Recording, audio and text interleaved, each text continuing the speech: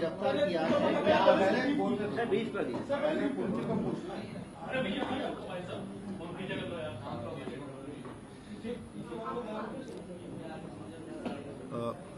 देखिए, मैं आपको अवगत कराना चाहता हूं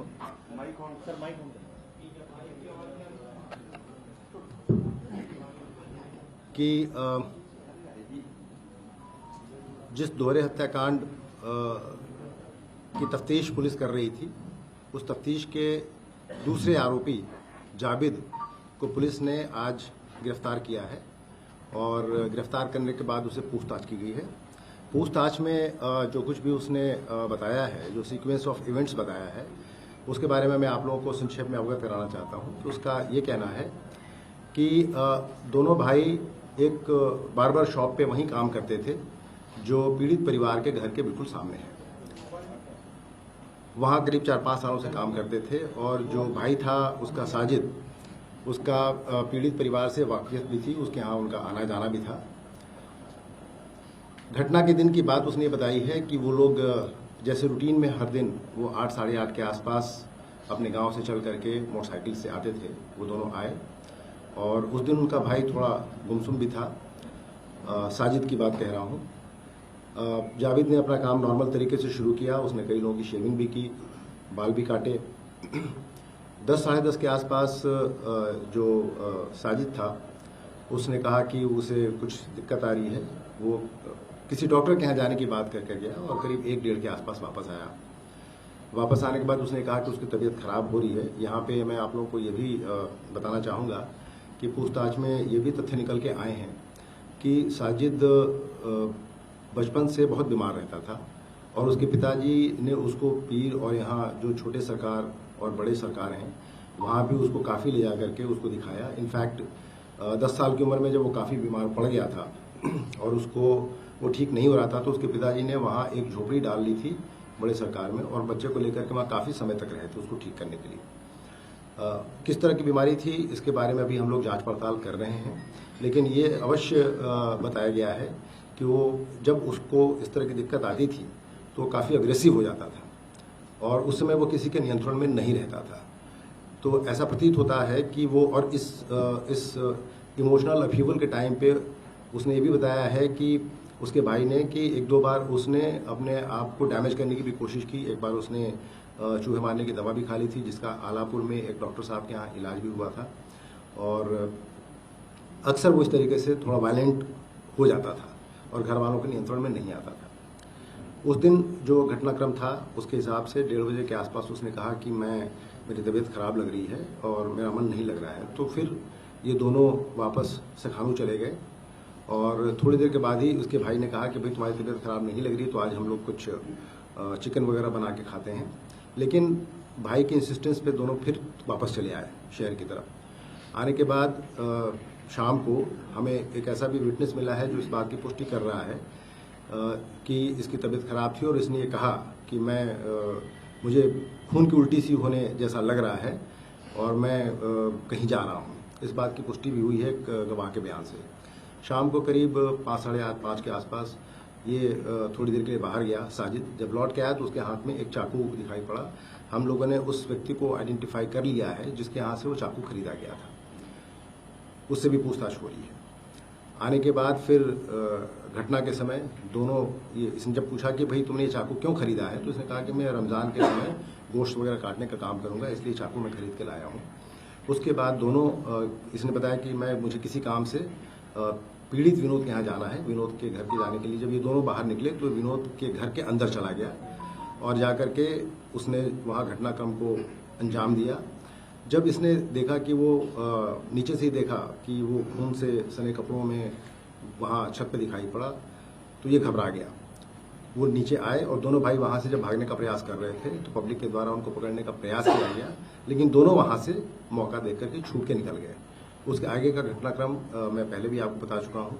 जावेद तो भाग ही गया था, साजिद भी भाग गया था। फिर थोड़ी देर के बाद पुलिस को जब सूचना मिली कि ब्लड स्टेन्ड कपड़ों में एक व्यक्ति शेखुपुर के जंगलों के आसपास दिखाई पड़ा है तो पुलिस ने वहाँ घेराबंदी की और घेराबंदी में जब वो अपराधी ने भागने का प्रयास किया, पुलिस पार्टी पे फायर किया जिसमें हमारे पुलिसकर्मी भी घायल हुए। तो जवाबी फायर में उसे गोली लगी, जिसको अस्पताल ले जाके उसका इलाज कराने का प्रयास किया गया, लेकिन जब तक वो अस्पताल पहुंचा उसकी मृत्यु हो चुकी थी। ये सीक्वेंस ऑफ इवेंट है जिसके बारे में मैं आपको अवगत कराना चाहता था। जो अभी पकड़ा गया है उसके से भी और पूछताछ की जा रही है गहराई से, और उसके बाद जो भी अन्य फैक्ट्स बताए गए हैं वो विवेचना का पार्ट है, जिनके बारे में हम लोग अलग से तफ्तीश कर रहे हैं। सर, हत्या में अकेले साजिद किया था कि जावेद भी किया था इसके साथ में घर के अंदर? दोनों साथ गए थे। जावेद का ये कहना है, देखिए हमारे पास अभी मुलजिम का वर्जन है जिसकी अभी क्रॉस चेकिंग बाकी है। उसका कहना है कि साजिद अकेला गया था, मैं नीचे खड़ा था। आसपास के जो कुछ लोग हैं जिनसे पूछताछ की, उनका भी ये कहना है कि जावेद वहां दिखाई पड़ा है। मोटिव के बारे में मैंने पहले भी आपको बताया है। एक बात तो ये निकल के आ रही है कि वो मानसिक रूप से थोड़ा परेशान था, अग्रेसिव नेचर का था, वायलेंट था, और ये भी बात समझ में आई है कि शादी भी उसकी बहुत दिक्कत में थी, चूंकि शादी उसकी अभी से 3-4 साल पहले हुई थी, और कई कोशिशों के बावजूद भी उसकी वाइफ को बच्चा नहीं हो पा रहा था। एक तो स्टिल बॉर्न बेबी हो गया था और 2-3 बच्चे उसके पेट में ही खराब हो गए थे। ये एक बात निकल के आई है, और उसकी वजह से बहुत मानसिक रूप से वो परेशान भी रहता था। इस लाइन पे भी हम लोग अपनी जांच पड़ताल कर रहे हैं। क्या तंत्र मंत्र एक वजह हो सकती है हत्याकांड के पीछे? देखिए, इस कंजेक्चर पे अभी टिप्पणी करना उचित नहीं है, लेकिन जैसा मैंने आपको बताया कि जो भी फैक्ट्स हमारे पास अभी आए हैं इस पूछताछ से, उन सारे फैक्ट्स को एग्जामिन किया जा रहा है, और उनको जो भी उसमें सब्सटेंशियल फैक्ट निकल के आएंगे वो इन्वेस्टिगेशन का पार्ट बनेंगे। इन्हीं को टारगेट क्यों किया था?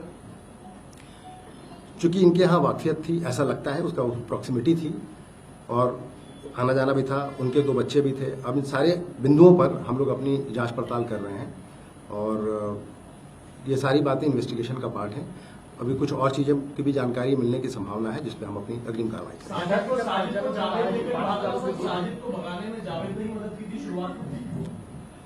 दोनों वहां साथ में गए थे और कॉमन इंटेंट था, और भागने में भी दोनों साथी थे। जावेद को पता था कि ये साजिद हत्या करने जा रहा है? उसका कहना है, अभी तक उसने कहा है कि साहब जब वो छुरी लेके आया था तो उसने मुझे ये नहीं बताया कि वो हत्या करने जा रहा है, लेकिन उसके वायलेंट नेचर के बारे में उसको पता था, और ये भी पता था कि जब वो घटना करने ऊपर गया, जब नीचे लौट के आया तो वो घटना करके आया था, और दोनों साथी वहां से भागे। सर, ये भागे तो क्या किसी मोटिव की बात हुई जो इसने बताया कि साजिद ने कुछ बताया और भागने के बाद? उसके विषय में अभी उसने कुछ नहीं बताया है, पूछताछ अभी जारी है, और अभी और तथ्यों का पता लगा। एक सवाल है, जावेद जब भागा है और जब उसे बरेली पुलिस ने गिरफ्तार किया, उसने अपना एक वीडियो वायरल किया। उस वीडियो में साफ तौर पर कह रहा है कि वो घटनास्थल पर खाई नहीं हुआ, वहां पर गया ही नहीं, वो डर से भाग गया। लोगों ने उसे फोन किया कि अब तुम्हारे भाई ने इस हत्याकांड को अंजाम दिया, उसके बाद वो भाग गया दिल्ली से वो फिर बरेली आए तो उसका भी इनकाउंटर ना हो जाए। तो इस बात का डर था, ये वीडियो वायरल किया गया है जावेद की ओर से। ये वीडियो प्राप्त हुआ है जिसकी जांच हम लोग कर रहे हैं, और आज उसने बरेली जनपद में एक तरीके से अपने आप को आत्मसमर्पित किया है। ये बात भी सही है, वहां से पुलिस उसको लाकर के पूछताछ कर रही थी। घटना के बारे में उसने जो कुछ भी बताया वो उसमें शामिल था या नहीं था, ये उसका वर्जन है, और जो कुछ भी हमारे पास फैक्ट्स आ रहे हैं हम उनकी जांच पड़ताल कर रहे हैं। संगीता जो है जावेद से संपर्क कर रहा था, वो कौन व्यक्ति था? वाले कह रहे हैं कि पुलिस वहां पहुंची थी तभी दरवाजा खुला था, और तो बाइक से लेके आया था और बाइक पे बैठा सर, इसको दिया है सर,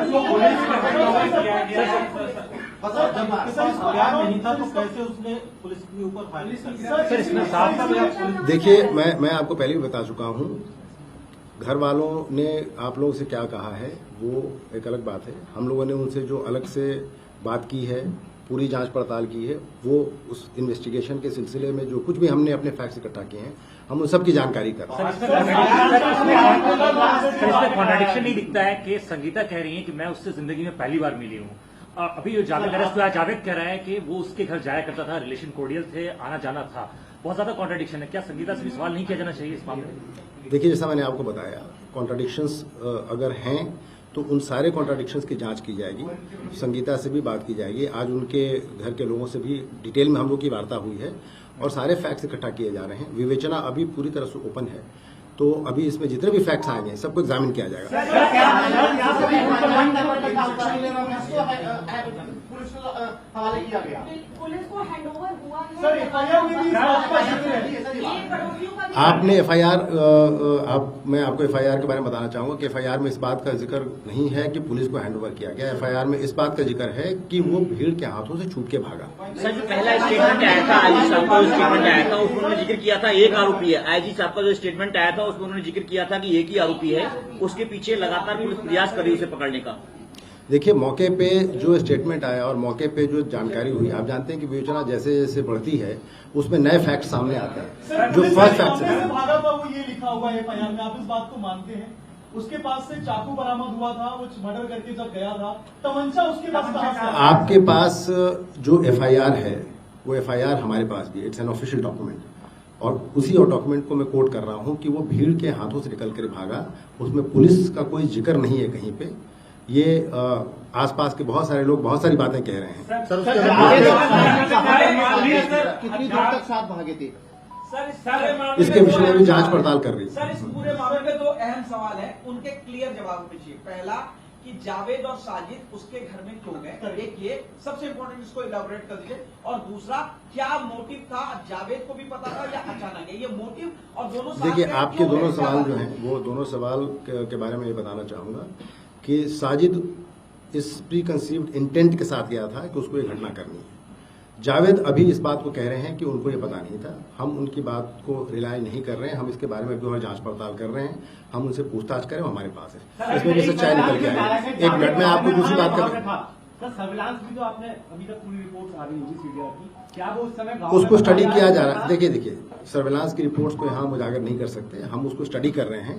और जो अपराधियों के द्वारा जो जावेद के द्वारा जो बताया जा रहा है उसको हम कॉरबोरेट करा रहे हैं उस बात से। ये सब इन्वेस्टिगेशन का पार्ट है।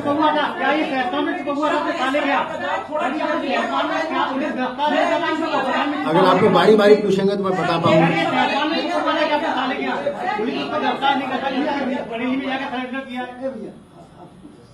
एक सर बच्चों को ही क्यों टारगेट किया? अगर ये घर में गया था एग्रेसिव,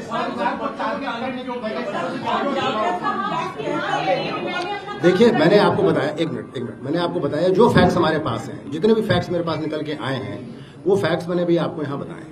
बाकी जो फैक्ट्स मेरे पास हैं दे नीड एग्जामिनेशन। उनका जवाब मैं अभी इसी समय आपको दे पाने के लिए सक्षम नहीं हूँ। I need some more investigation.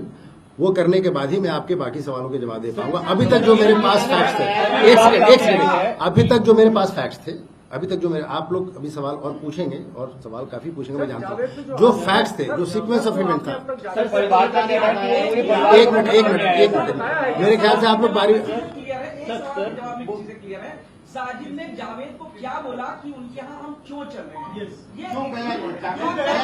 जाने का क्या मोटिव बताया सर? जावेद ने कुछ बताया? उसने जाने का, अभी जो जावेद का जो स्टेटमेंट हमारे पास है उसके हिसाब से उसने जाने का कोई मोटिव नहीं बताया। उसने बोला हम वहां चलते हैं, और जब वहां गया तो उसने